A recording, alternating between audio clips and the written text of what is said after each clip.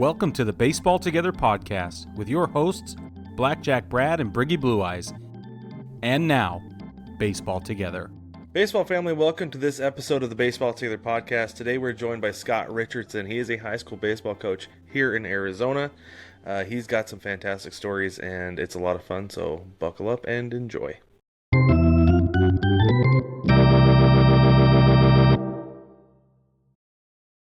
Baseball family, welcome back to another episode of the Baseball Together podcast. Today we're joined by a very special guest. We have Scott Richardson with us. He is the head baseball coach at Tolleson Union High School and first team all good dude. So we're glad to have him here. Thank you, Scott, for joining us. How are you doing tonight? I'm doing great. I appreciate you guys having me. Fantastic. We're excited to have you. So before we get into too much about the baseball stuff, let's get you in a rundown, just like all of our other guests. Are you ready for a few questions? Absolutely. Let's do it. All right. The first question, what is your quest? My quest. I think my quest has changed when I was a younger coach. I wanted to coach at, I started my coaching career coaching in college. And I thought that was going to be, my gig. I loved doing it. I coached at a small school in New Mexico.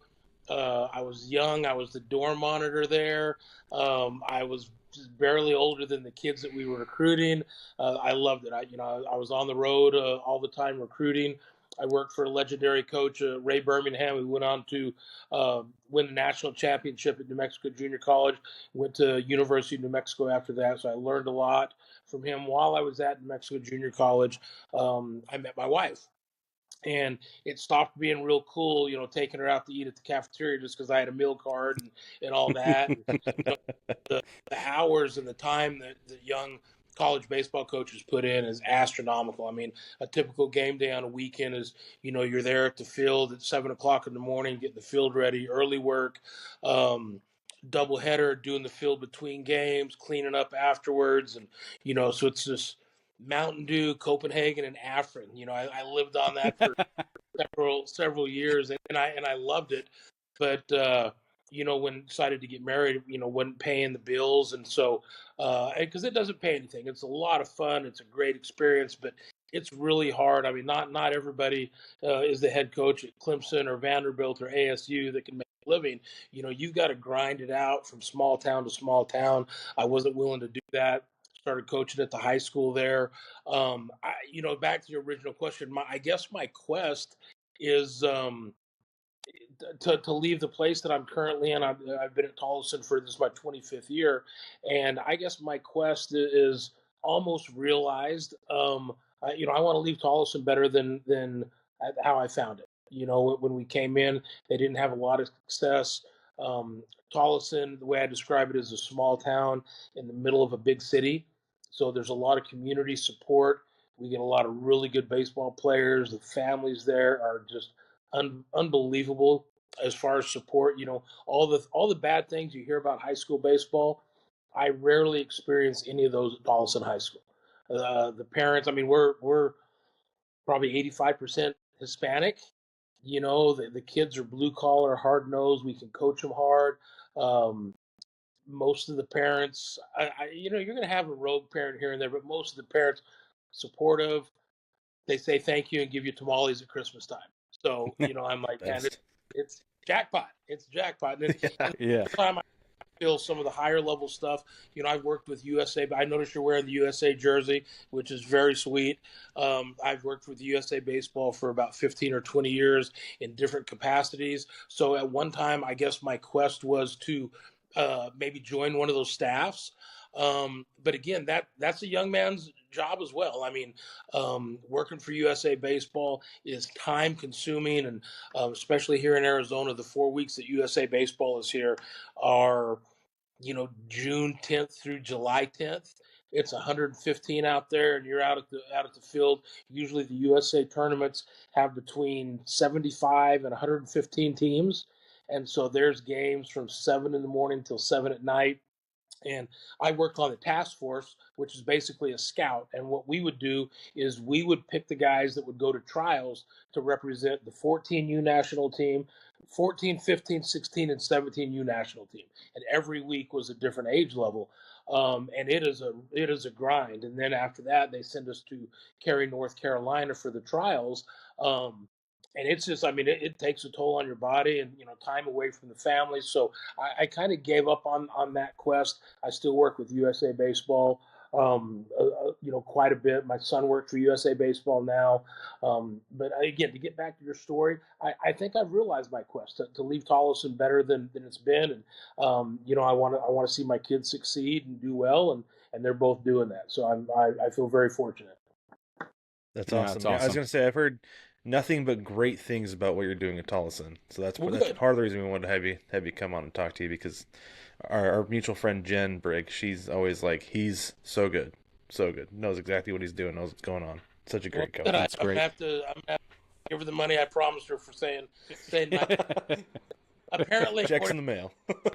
I need to step up my PE teaching game though. She comes from the He's like, hey, this rolling it out business in high school PE, it's for the birds. You need to get out there. And I'm like, hey, come on. I don't know. I've got groove as far as rolling out the ball, so I don't know. That's awesome. Okay, I got the most intense question of the day as a follow-up to your terrific answer. What is your favorite color? My favorite color is maroon. Whoa, Maroon, that works out nice. Those are our school colors, and almost every piece of clothing I have is maroon. My wedding ring is maroon, so yeah, it's maroon and gold are my colors. Yeah, That's awesome. We had a football player at Tolleson that was a state player of the year, played in the NFL, and he was my TA, and this was years ago. And I remember sitting in the office, and the recruiting coordinator from Nebraska was in the office, and they wanted him. Everybody wanted him. Every top, Nebraska, Alabama, and the coaches left. And his name was Michael Bell, played with the Broncos, played with the Chargers. And I said, Mike, what are you going to do? And he goes, I don't know. He goes, I think I'm leaning towards like Minnesota, maybe Florida State, ASU.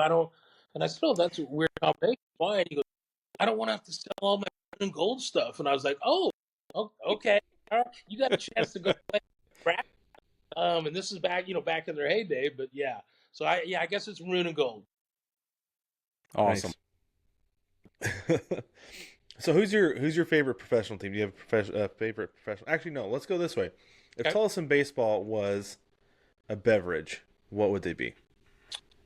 Mountain Dew. My man. Yeah, there you go. There you go. Yeah, got it right here. Yeah, he's literally drinking Mountain Dew right now. I did find out last week. I got up in the morning, stopped at Starbucks, and got a double shot. At lunch, I had a Mountain Dew, and then I had a couple glasses of tea for dinner. And I'm laying in bed at 3 o'clock with my eyes wide open, and I'm like, caffeine has never affected me that way. And I guess when you get old, you just don't go through that caffeine. So I'm gonna have to cut back on that a little bit. But yeah, I'm a big Mountain Dew fan. Yeah, I've had to cut back first. a little bit. Used to it was like 9:30 I'd drink one, or sometimes I'd drink one and go to bed, but now that I'm getting a little bit older. And this is a true story. When my son was a kid, he is diagnosed with ADHD. And the doctor said an easy official, non-official test is give him a Mountain Dew and see how he responds. If he drinks a Mountain Dew and goes to sleep, he's ADHD. And sure enough, the people with ADHD respond differently to caffeine. So, there you go. I know all about this. Oh, yeah. And I got a couple of them running around trying to sleep right now. So one of them's the dog. All right, Scott, if baseball were an ice cream flavor, what would it be?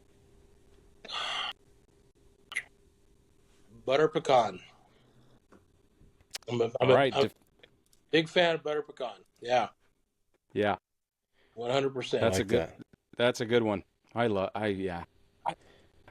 not a big ice cream guy. I mean, my wife, on the other hand, she loves sweets. I could just as soon go for a green chili burrito or a piece of pizza, but ice cream, butter pecan, I can do some sherbet as well. But I'm not a huge ice cream guy. That warms my heart, Scott. Me neither. I don't almost care at all. Yeah. But Brig's not like a real big fan of anything that really actually tastes good though. So So there's that. I always tell people ask me, "What's your favorite dessert?" and I say, "Cool Ranch Doritos." Yeah, there you go. Yes. Yeah. All right, this is the last one we have for you. What is one unpopular baseball opinion that you have?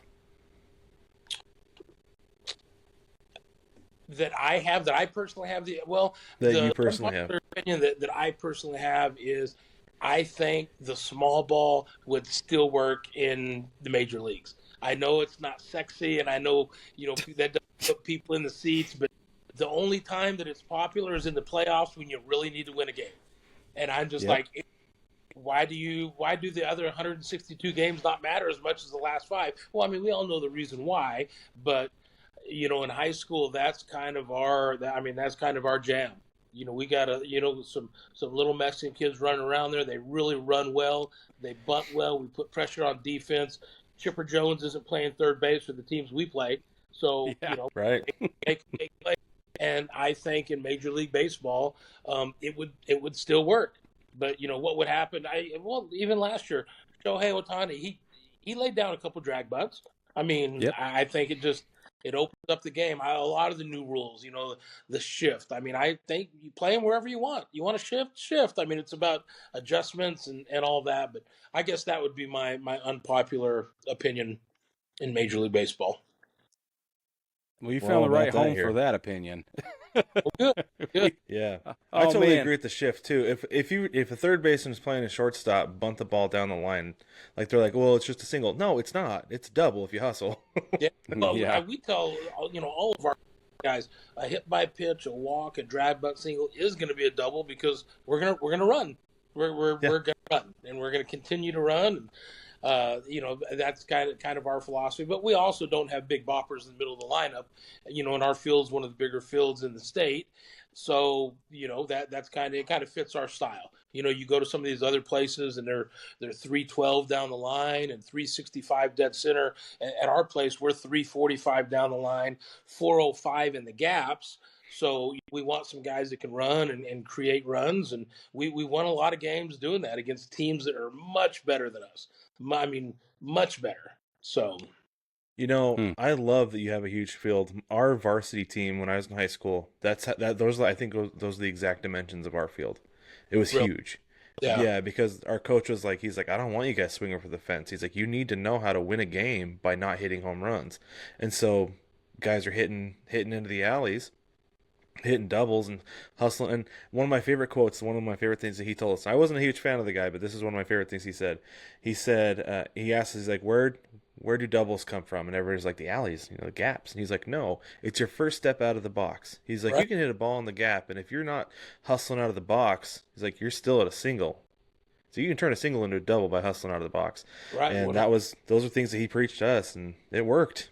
yeah. Well, and we're fortunate in Arizona to have great baseball weather, so we play year round. And so, when we play fall games and instructional games with other teams, we tell our guys, it's a double until they stop you. And you know what? If you get thrown out, it's okay. And sometimes we'll talk with the other coaches, like if anybody gets thrown out, stretch into a double, they get to go back to first automatically.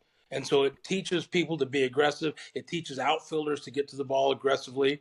Again, it's things you can do when you have 350 days of sunshine to be able to play baseball. But that's a lot of the stuff that we teach and that our guys do on a daily basis. Yeah. Yeah, I grew up in the Pacific Northwest, so it's a little different up there. Yeah. Our Yeah. coaches used to talk about how the schools down here, they're like, you guys are good here, but you get boat raced if we went to Arizona. Because he's like, they play all year. Yeah. Because we get a lot of teams from north that come down at spring break, and they've been in a gym, and so they're so fundamentally sound. From taking ground balls Mhm. on a gym floor or throwing bullpens, their swings look great, but where they struggle is gameplay. How are you going to field bunts, cut off things that you can't work on Situational. in the gym? And when we're scouting USA baseball guys, usually the better arms come from the northern states because they don't play year round. They have to shut it down. So if you look predominantly at the draft, I think the higher percentage of quality arms are coming from the northern part of the country because they don't get so overused. Down here, It's just play, play, play, play. And I think, kids in this part of the country need to practice and train more and play less, whereas kids in the northern part of the country need to play more, but they just can't because of elements. And that's how when the NCAA came in years ago and tried to balance all that. Well, okay, well, here's your official start date. You can only have so many hours a week with them because, imagine what ASU, would be doing. They would be out there, January 1st and, all Yeah. day and all night. And, it was a competitive imbalance to do that. So it was a weird deal. That's tough. I grew up in So, Utah, and it was the same thing. We were struggling with inversion, not just cold, not just dark, but smog and gunk in the air all the time. So I remember we'd go to practices and we'd all be ready to go, and they'd say, "Nope, we're going back into the gym. Sorry, we know it's warm, but you're gonna have COPD, so you're gonna go inside." Where are you from? What's that? Where at in Utah did you grow up? I grew up in Orem, Utah, specifically. Okay. So I went to Timpanogos High School, and I was not a part of these teams, but those dudes won championship after championship after championship under Nielsen. Yeah, Utah, that state as a whole has gotten a lot better. The last weekend I was out watching Eastern Utah Mm-hmm.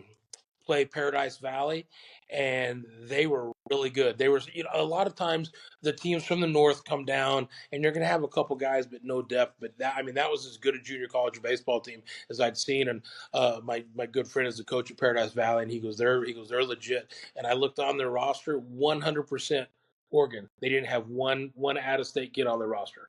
So Wow. that's a program that's really up and coming. Price, Utah, I guess is where they're from. Yeah, that's right. okay. Yeah, they're in Price, which is literally in Price the middle is of like- nowhere. Like it's just That's what I was gonna it's say, nothing middle but of nowhere, dust Utah. and sagebrush, and there's like one little bluff.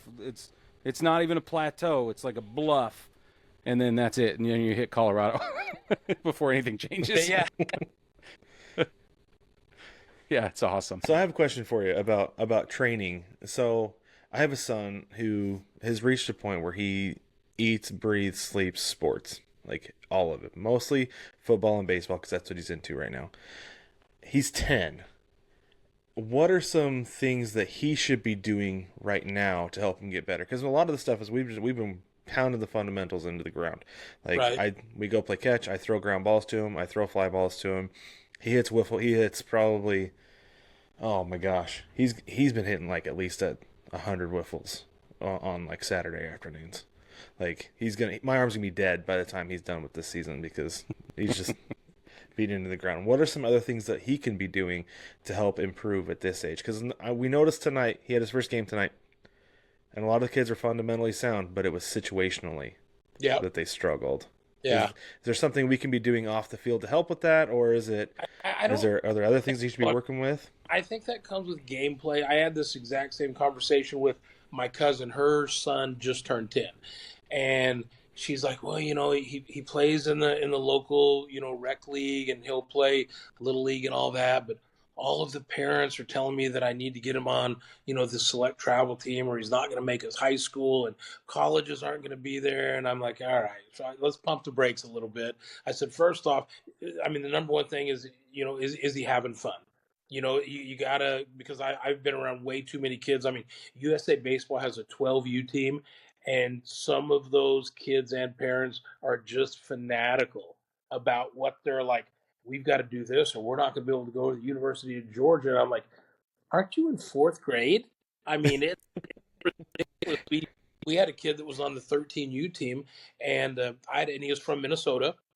And I said, hey, where are you going to school? And he goes, well, I committed to Vanderbilt. And I was like, no, high school. And he goes, oh, we haven't decided yet. And I'm like, so you've committed to Vanderbilt as a 13-year-old, but you don't know where you're going to high school? He goes, no, we're still trying to decide. And I just thought, man, something is wrong with that. And this was before the time, recently where you can't commit until your, sophomore year or whatever. But, I guess back to your question, the situational stuff just comes with playing games. The playing with the rec team, and you know, his ability level is going to let you know where he should be. I mean, if he's dominating, then maybe you look for something a little bit more challenging, but still, you know, when baseball's not going on, have them play basketball, have them play football or hockey or whatever it is. But there's just so many kids that all they do is baseball year round when they're really, really young. And when they get to high school, and we get them all the time that come in as freshmen, and you're like, yeah, this is one of the best 12U players in the state. And you're like, man, he's really good as a freshman. And everybody each year, because he's up here, and everybody each year gets closer and he stays there and they just kind of surpass him. It's those guys that are down here that continue to develop and have fun playing. So I would just, you know, make it fun for him. Let his competition or let his skill level, you know, determine the competition of what level you put him at. You know, if you're hitting wiffle balls, we just bought a great little machine called Max BP, $150. 60 wiffle balls goes into the hopper. It's got a remote control. It's battery operated. You can sit back in your chair and have a Mountain Dew, and it fires wiffle balls and it fires breaking balls and everything else. You can go in the garage and hit wiffle balls and you know, until the lights go out. So it's a great little machine, little training tool. You can start with a regular bat and then go down to you know, what they call a thunder stick, which is a real skinny bat, broomstick. I mean, it's great for hand-eye coordination, and you don't have to have a whole baseball field, or you can do it. You can do it in the living room. I mean, it's a great little tool. That's awesome. Max BP. I will probably be getting one of those. And my arm. Yeah. My son played when he was in high school, and he, you know, he played little league and very average player. He was that typical coach's kid. I was telling the story the other day. I remember the first, you know, in first year coach pitch where everybody gets a chance to pitch, you know, and so we go to the game, and the coach was a buddy of mine. He goes, "Hey, Brock's gonna get the pitch tonight," and I'm like, "Good Lord, there's no telling what this is gonna be like." And so, like always, his mother's a nervous wreck, and we're sitting there, and he's throwing warm-up pitches, and all of a sudden, you know, he calls timeout, and he calls the catcher out, and I'm like, "Oh no!" Oh no! They were like, "What?" I don't. I don't have no idea what could he possibly be saying. And so the coach goes out, and coach comes over, he calls me, and I'm like, "What's he doing?" He goes, "He wants to know what series of pitches they're going to go with a runner at second base." And I'm like, "He can't even take leadoffs." And he goes, "I know. I told him that." He's like, "Well, they're going to start relaying pitches." I'm like, "They're 9." And so I'm yelling at the Brock, "Just pitch the ball." You know, and this was back in the Mike days. Of course, there's my 9-year-old son doing his Mike Fetters, and I'm just like, what did I create here? But you know, he was a baseball junkie, and we went through some really rocky times. You know, I was a horrible dad, you know, because I was that guy that we'd get in the car and I would say, "So what grade would you give yourself?" And he's, "Well, I don't know, a B." And I was like, "A B?" I said, "Try a C. Are you serious?" You know, why, you know? And I look back and I'm like, oh, what a jerk I was doing that. And then he got to high school, and you know, he's playing freshman ball.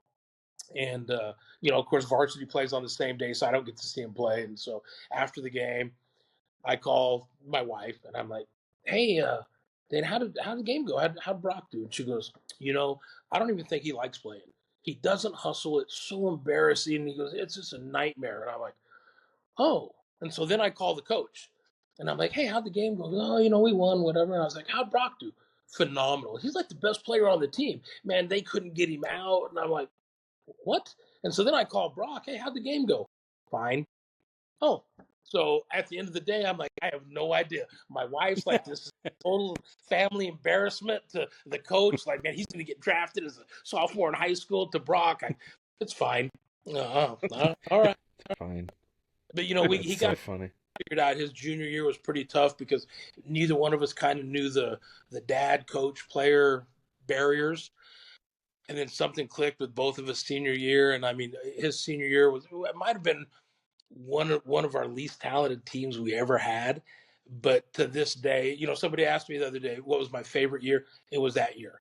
I think we were one game above 500, but, you know, all of his buddies that, you know, came over when they were kids and spent the night, none of them were good, you know. And I remember before the season, my wife's like, "What are you going to do with those kids?" And I'm like, "Man, I'm going to have to cut them." She goes, "You are not cutting any of them.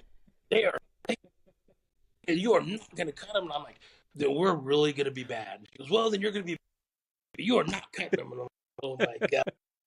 But it was probably, I mean, they're just, my son kind of getting it. And now my son coaches on staff. He went and played college baseball, for 4 years, and he's coaching on staff, and he's like our director of player development. He runs all of our lower levels, sets up practice plans, and does all that. And it's just it's a great relationship because we actually get to talk real baseball. What do you think about this and that? And that's something that I've always wanted to do. But when they're a kid, they can, he's wanting to talk about Xbox and fantasy league and stuff like that. But it turned into something pretty cool. So just be That's patient. really special. Give it time to work itself out. When he first got into kid pitch, so he went into Little League, played kid pitch at like 6, and I was like, "You're way too young to be doing this." But they did it anyway because that's what we had going on, and he wasn't a big fan. He's digging out and shortstop and everything like that. And so like he would come in from the field and I'm in the dugout. I'm like, "Hey, make sure you're paying attention." He's like, "Dad, let me tell you this about Minecraft. I was thinking this while I was out there." And I was like, "No wonder you're digging out there." Yeah. Well, with T-ball, after the game, he's like, "Did we win?" And I was like, "Well, I don't think they keep score." And he's like, "What? What do you mean they don't keep scoring?" I'm like, "But just everybody gets to play." And he goes, "Well, then why are we doing it? No one's keeping score." And I'm like, "Oh, okay, we won. I don't know." But also For me, he played, they had to put cones around him because he would go after every ball. And so I would say, "Brock, you kind of like have to stay in your area." He goes, "Well, that's not what you tell the guys. You say go after the guys, and then everyone calls it, and there's a fly ball priority." And I'm like, "Bro, you're 6. They don't know You're a fly monster. priority. Stay within your owned area for this year, please." And he's like, "I can't wait to play real baseball." I'm like, "All right, okay." I coached girls softball, and both of my kids didn't care. They thought they would care. They wanted to be there with their friends, but I got one who's the artiste, and she's drawing mandalas in the infield. And then I got the other one who's the fashionista, and she's worried about how high up her cuff is on her socks. She's like, "No, that's too high. That's not enough." It was hilarious. I was embarrassed, but I laughed and laughed, and they didn't care, and they told me, they were like, "I'm never doing this again. Thank you so much." I'm like, "You got it. That's fine." well, I was gonna say no. Like I used to throw to Wilson in the living room all the time.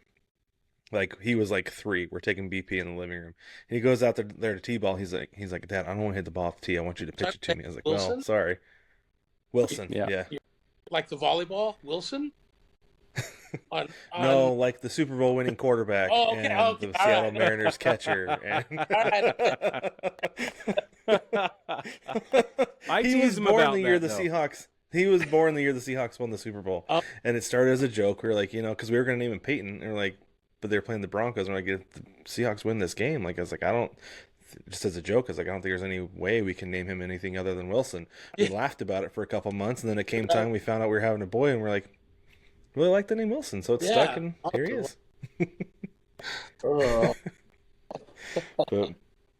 But yeah, he didn't want to hit the ball off the tee. He didn't want to do coach pitch, and eventually got bored enough with coach pitch. He taught himself how to switch hit, and here we are now playing machine pitch. So he's loving it. Yeah, he's all about it. But I'm curious because you've coached some high level players. Like you said, there's been a lot of big leaguers come through, and I'm curious, was there one guy who you saw by the time he got to you, you're just like, yeah, yep. And what was it about him that you saw that set him apart from everybody else? So we had a kid in our program, and he didn't make the bigs. Unfortunately, he got drafted in the 4th round. He was a left-handed pitcher. His name was Brent Fisher, and as a freshman, he played on our freshman team. It was maybe my 2nd year here. So the summertime, he was one of the better freshmen, so he was going to play varsity as a sophomore. So we pull him up in the summertime, and we're playing a miserable summer game. It's 115. Everybody's hating life. And he pitches, and after the game, this guy walks into the dugout, and he's he's pure Wranglers, cat diesel power hat, just redneck. And he goes, "So you're the new guy?" And I'm like, "Yeah, who are you?" And he goes, "My name is Ron Fisher." Red was this kid. His kid had red hair, so everybody called him Red. Red is my son. And I said, oh, okay. He goes, you just beat this team 12-0, and he got one at bat. What kind of program are you running here? And I was like, who are you again? And he told me, and I said, so I'm not sure what you're used to, but you're in the dugout after the game, which was weird enough. And I said, don't ever come in this dugout again. I don't care if your kid is the next Steve Carlton. He'll never put on a uniform. And he goes, well, mark my word, he will be the next Steve Carlton. And so he left, and I looked at my assistant, and I was like, what the hell was that? Who was that guy? What is going on? And what had happened was we only played 5 innings because we 10 run them. So the game ended early. So that second group of sophomores didn't get in. Just circumstance. It happens all the time. So I go out in my truck, and Dad's waiting there by my truck. And I'm like, really? I'm going to have to fight this guy in my second year in summer ball? And I get out and, hey, coach, I didn't know you can eat your patties all in a bunch. And I was like, what? And he goes, I was just talking. I didn't know you were going to get all pissed off or whatever. And it turned out that this kid, he was the next Steve Carlton. He was 89, 91 on the mound. Unbelievable work ethic. I'd never seen anything like it. Just kept his mouth shut and just, we went to the beach one time, took the team, and everybody's in the water, and he's wearing his Wranglers. I'm like, Red, you're not going to get it? I'm not getting in. All these weirdos looking at me, and I was like, oh my God, have you ever been off the farm ever in your life? But I thought he had the makeup that he would really have a chance. He ran into some off the field issues that kind of derailed him. But a guy like Ike Davis, I don't know if you remember Ike Davis, first baseman for the Mets, left-handed hitter. The first time I met him, he was a sophomore. When he walked in, he was wearing Vans. He weighed about 135 pounds. And everybody's like, yeah, that's Ike Davis. And I was like, that is Ike Davis. His dad was Mark Davis, maybe, pitched for the Yankees. Yeah. And I was like, man, he really doesn't look like much. And then his first round to BP, I went, oh, okay. That's what it's all about. It's just different. When they swing, it is just different. It's hard to explain. But when you see it, you know it. And everyone. So those guys are the easy ones to pick. It's all the tweeners that you don't know how they're going to develop, and that's how the scouts make their money is by the tweeners. All the first rounders, everybody loves them. They've all got the tools, but it's all those tweeners, and there's so much individual talent out there now that it's more of makeup and how people deal with failures, what their home life is like, what their parents are like. Because there's been a lot of really good kids that we passed on, even with USA Baseball. Bryce Harper, we sent Bryce Harper home as a 16-year-old. Like, dude, try it again. We can't handle it. Can't handle it. You and your dad both go home. Right. And of course, they called him 2 weeks later and said, all right, we want to invite you to trials. And, Bryce Harper became Bryce Harper. But, there's just so much more that goes into it because there's so many guys that throw the ball mid-90s now. I mean, there's 15-year-old kids that are 90 miles an hour, and you're just like, where did this come from? Baseball has changed so much. So I don't know if that answered your question at all, but it's again, the easy ones, sometimes you think that it's going to be easy, but they get sidetracked in the minor league baseball. We have a kid that coaches our outfield right now. He was an African-American kid that was a 3-sport athlete. And so his senior year, going into his senior, I called a scout, and I'm like, hey, you really need to take a look at this guy for the area codes. I don't know if you're familiar with the area code games, but those are run by the Major League Baseball, and each club, sometimes clubs go together, and they pick their top prospects, and they play in a tournament in Long Beach. I mean, it's the best amateur tournament in the nation, hands down, because there's no daddy ball involved, there's no cost involved. By invite only, so the scouts are, their reputation, their jobs are on the line. So I said, you need to take a look at this guy in your area code tryouts. I don't think he's good enough to make the area code team, but he's got some big league tools.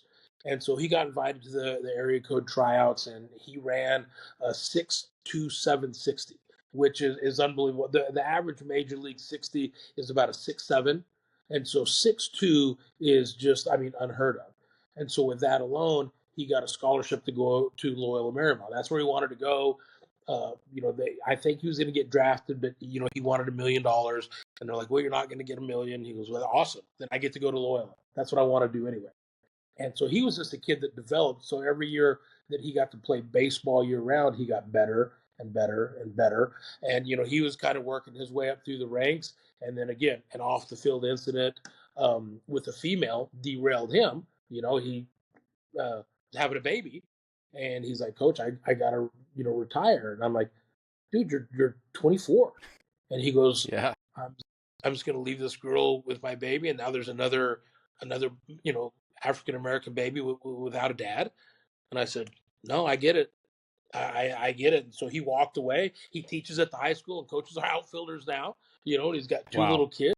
There's just so much that has to go right for those guys to finally get to play on TV that it's really hit and miss. Talk about a first team all good dude. Like, that guy sounds awesome. He really is. He was a kid that grew up playing with my son. We got pictures of him where they're all out in our pool, and he just really. Dad was a bus driver. Mom was a teacher's aide. Just a really good kid. And his last year, he got called up to big league spring training, and he told me the story. The last week where they go and play at the big league sites, and so he called up. An outfielder got hurt. And so he called and goes, hey, I got called up. I'm going to, I can't remember where. He was with the Guardians. It was the Indians at the time. And so he goes, hey, I'm getting to play. I can't remember where it was. I don't know if it was the Yankees or the Mets. It was somewhere in New York. But they were going back there to play an exhibition game. And so he's telling me that he's there. And they were only going to use him as an emergency. And so he's sitting there on the bench. And his name was Billy Wilson. Hey, Wilson, get a helmet. If he gets on, you're going to run. And Trevor Bauer was with the Guardians at the time. And so Bauer goes, hey, don't get picked off. Don't do anything stupid. And so, of course, he goes out there and gets picked off. And he wasn't even stealing. So he comes off Bauer dugout. I can't believe you got picked off. That guy's got a shitty move, and you still got picked off. And so he always okay, I don't know if I would classify that right. But, yeah. That's so funny. We hear okay. Since you brought up Trevor Bauer, I got to ask. We hear a lot about Bauer. There's a lot of opinions about him. What are your thoughts?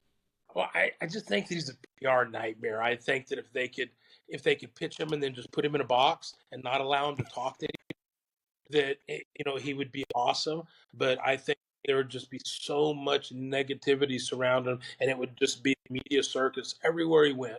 All of those allegations would continue to surface. I still think someone's going to take a chance on him. I mean, what's he saying now that he'd do it for free? You don't even have to pay me. Just give me a chance. Because the Dodgers are paying him. Yeah. So yeah. But I mean, you see the mix, of him pitching in the Mexican League, and you watch a game and you're like, man, his stuff was really good and it would really translate. But then you see him barking at hitters, and you're just like, oh my Lord, Kenny Powers. League down there, but how's that going to look 7:00 on a Monday night on ESPN when he's doing that? So I don't know. I mean, personally, I hope he gets a chance, just because I think he's a really good player, but he's just such a big distraction, I think. Yeah he is, because that's a lot of stuff that we've talked about, is that, like, the talent obviously is there, and you want the personality to a degree, right? Like, one of the things he's talked about in interviews, he's like, baseball, he's like, part of the reason, like, people watched the NBA as much as they did when the Warriors were on their run, and same thing with the NFL when the Patriots were on their run, is because you had somebody to hate. Right. Like, he's like, hate me, I'll be the villain, but just come watch. Right. Because that helps the league, right? But it's like, right now, you're the wrong kind of villain. Like, we don't need that kind of villain. Like, right. If everything had gone away, then he could come be the loudmouth villain and everything would be fine. But at this point, like, it's not going to work out. You're right. It's a PR nightmare. He was tough. He wasn't a good dugout guy. He wasn't a good bench guy. He wasn't very coachable. I mean, he had his own throwing plan, and he was going to do. There was just so many distractions that at some point you're like, maybe we're going to end up with a lesser talent, but at least our clubhouse is going to be stronger, and we're not going to have to worry about, hey, and tonight on ESPN, this happened. So it's kind of unfortunate, but I mean, I think he'd put people in the seats for sure. It's funny you bring that up about not coachable, because we talked to somebody last year who was working in the Indians organization. When he was there, he was a pitching coach, and we were like, so did you coach Trevor Bauer? And he's like, well, first off, you don't coach Trevor Bauer. Right. Like, just so you're Yep. like, yeah. Yep. Brig, you looked like you I have had one something. last Did you have something? I have one last question. Yeah. You brought up clubhouse guys, right? The guys on the bench, the guys in the clubhouse, and the influence that they have. How does that translate when the talent begins to fall off a little bit, right? When the gap gets a little bit wider for guys as they develop further into their careers, maybe through the minors. But there's such a good presence. What would you say to people in that situation? Can you speak to that? Well, I'm sure you guys saw the documentary on the Red Sox when they made their run. One of the best baseball documentary. I could watch it over and over. I mean, I'm not a Red Sox fan or a hater, but I just love the story about a bunch of guys that just came together and grinded it out. And our saying in our program is we don't have to be better than the other team. We just have to play better for 2 hours, and then let's get on the bus and go before they want to play a doubleheader. But if we could play better for 2 hours, throw strikes, catch the ball when they hit it to us, then we're going to have a chance. If they don't hit it to us, we're not going to win anyway. So let's not worry about the doubles in the gap, but let's worry about the rollover ground balls. If we take care of all that, we're going to have a chance. And we've had some success against some really good. We beat Hamilton when they were number one in the country. We beat Sandra Day O'Connor. We beat some really good teams that we had no business beating, but we really played well, and our guys are really close knit. We didn't have the guy that was the superstar, and it's such a distraction. When you have those guys, little things that maybe everyday people don't see, like in high school baseball. Are they the last guy to walk through the gate? Guys get there early and set up the field and do all that, and there's nothing worse than being there and you're looking out in the parking lot like, okay, Joey hasn't gotten here yet. Is he gonna force me to send him home? Is he going to force me to run him? Is he going to force me to not play him? And those just I would rather have a little less talent that what you can depend on, what they can do on the field, that are good clubhouse guys and good team guys. And I think that relates to Major League Baseball too. I mean, when you get to Major League Baseball, all of those guys have talent. Every single team. And when something goes bad, the coaches get fired, but it's not about like coaching like he's a better coach. At that point, they're managing personalities, and you hear players talk about, well, he cared about me as a player or as a person, and we're just tight knit. And it's finding that secret ingredient off the field that makes all that click. You mentioned the Patriots earlier. I'm a huge Patriots fan. Me and my wife I was scrolling through Twitter, and they had a picture of Bill Belichick with his new girlfriend, and she's wearing one of his Super Bowl rings, and I'm a huge Belichick fan. I'm a huge Tom Brady fan. I just liked their organization. I didn't think that they had the best players every year, but man, their schemes and Tom Brady 2 yards here, 3 yards there, he just didn't lose games. And I think when you have that kind of chemistry, and you have some talent mixed in, it's Katie bar the door. You don't know what's going to happen. Yeah, that's absolutely right. Okay, my last question for you, Scott, is who's your way too early World Series pick?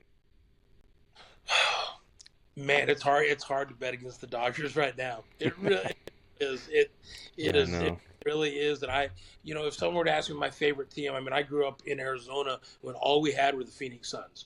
That was the only sports team we had. And so my baseball teams growing up were Chicago Cubs and Atlanta Braves because of WGN and WTBS. That's all. Same. Braves were Dale Murphy in center field and Glenn Yep. Hubbard, and all of those guys, and watching the Cubs toil, and getting to go and watch the Cubs in the World Series. So with the Dodgers, I mean, I live 5 minutes from Camelback Ranch, and so when my son was younger, we'd go over there during spring training and not watch the games. I don't get much enjoyment out of watching the spring training games, but we like to go early when they're all out doing their individual work. And the outfielders are on one field, and we walked in one time and on one of the backfields, and the music's blaring, and this is when Puig was with us, and so we're Right. we're 20 feet away from the backstop while they're taking BP, so you can hear every word. Puig's out there, music's blaring, Puig's hat is backwards, and all of a sudden somebody runs over and turns the music off. Everyone's hats turn around, and me and my son are looking around like, what's going on? And here comes this dusty golf cart coming up, Tommy Lasorda.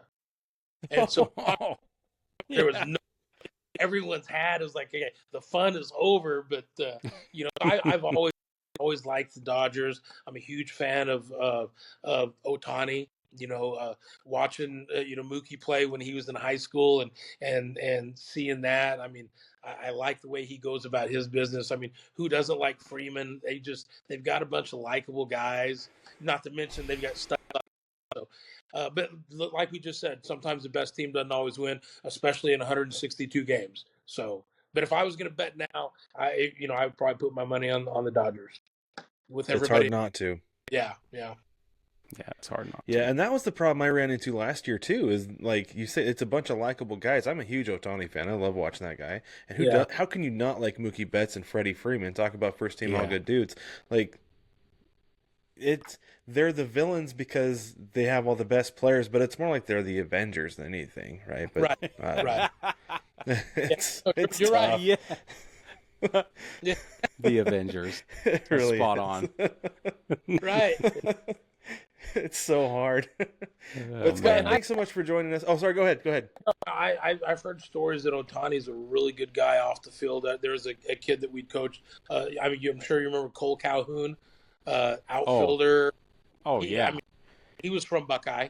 He went back on Okay. that Sun Belt team with McAllister, and like years later, the host family's like, "Oh yeah, they dropped him off on the doorstep at 2 a.m. He'd been drinking all night," and I'm just like, I don't know these stories, but he was that kind of kid. And so when he comes back, we're friends, and of course I'm like a little kid. I'm asking, well, what about this guy? What about this guy? And so I'd ask him, what about Trout and Ohtani? And he's like, best dudes ever. He goes, but their lives are not real. Because they can't go anywhere. They can't do anything without cameras. He says, I feel so bad for him. He goes, I could go anywhere and very few people will recognize me. He says, but those guys can't do anything. And he says that so no one really knows. The only personality they know is the personality that the media, has portrayed for them. Which both of them, there's not much personality. I mean, they're kind of to themselves, and I think that's how things have changed in today's society with social media. Is we've got a perception of how these athletes are, but in reality, we really don't. Back in the day, the press kind of protected those athletes, and now it's like a gotcha on every single thing. Like, oh, I got this picture or that picture, but. Anyway, guys, I really appreciate you having me. Hopefully my stories didn't drag on or anything, but it's been this is awesome. Huge, being able You're great. So It's fantastic, Scott. Thanks so much for coming on. We really appreciate it. If you need someone to fill some time, you give me a call. I'd love to do it. Oh, you got it. Absolutely. That's definitely going to happen.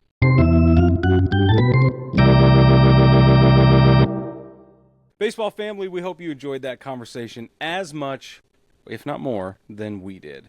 I doubt you enjoyed it more than we did, but hopefully as much. We plan to have Scott back. He said he would love to. It was a great experience, and some of the stuff he told us after was even better in some ways, just as good. So we're going to see if we can twist his arm to come back on, share at least one of those stories with you guys. Anyway, don't forget to like, subscribe, rate, and review the show wherever you're able.